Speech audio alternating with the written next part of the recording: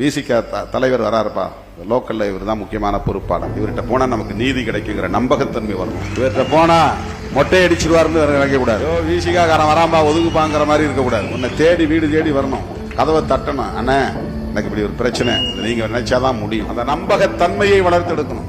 அதுதான் லீடர்ஷிப். பொதுமக்கள் இன்னும் லட்சக்கணக்கில் இருக்கிறாங்க. அவங்களுடைய நம்பிக்கையை பெறுவது உங்கள் நடவடிக்கைகளில் இருந்துதான். என்ன அவங்க எல்லாரும் பார்த்துட முடியாது, உங்க மூலம் தான் என்ன பார்ப்பாங்க. உன்னை பார்க்கும் போது என் முகம் அவங்களுக்கு தெரியும். உன் கழுத்துல கிடக்கிற நீளம் சிவப்பு பார்த்த உடனே இது திருமாவளவன் கட்சி தானே அப்படின்னு அவங்க தோணும்.